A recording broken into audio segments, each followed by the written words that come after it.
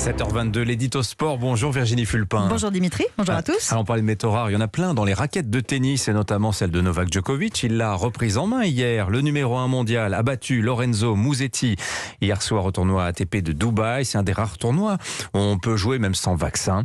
C'est la première fois qu'on revoyait Novak Djokovic sur un court depuis son expulsion d'Australie début janvier et ça fait du bien de le revoir jouer, non ?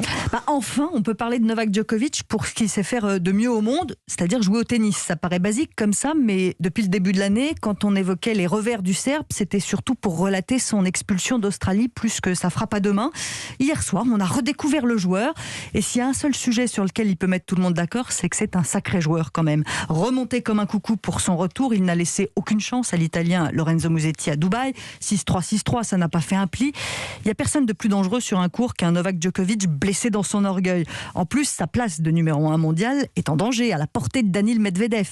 Et le Serbe n'a pas beaucoup de tournois en vue pour défendre ses points, faute de pouvoir présenter un pass vaccinal valide. On y revient toujours. Là, le voir sur un court, ça apaise les esprits d'un coup de raquette magique.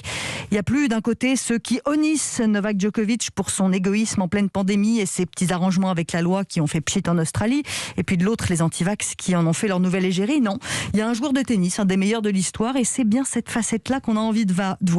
Vous savez, dans la famille Djokovic, je préfère nettement le jeu léché du fils que l'ours mal léché que représente son père, avec ses déclarations délirantes sur le Spartacus des temps modernes en plein feuilleton de Melbourne. Mais Novak Djokovic, d'ailleurs, comme les autres joueurs, calme le jeu autour de sa situation.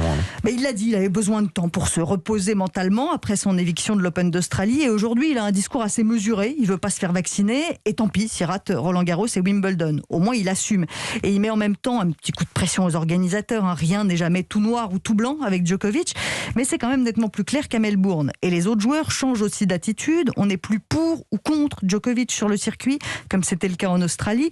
Même Rafael Nadal dit que vacciné ou non, ce serait bien que Djoko puisse rejouer les grands chelems. Bon, là aussi, on peut se demander si c'est beau joueur ou hypocrite. Il y aura des interprétations différentes. Mais revoir Novak Djokovic sur un court, même si ce n'est que cette semaine et qu'il reste dans le flou après, ça nous laisse entrevoir l'espoir de bataille de géants avec Rafael Nadal notamment. Et je préfère nettement les voir s'affronter en coup droit qu'en coup bas sur la politique sanitaire. Évidemment, vous avez tout à fait raison. Merci beaucoup Virginie Fulpin.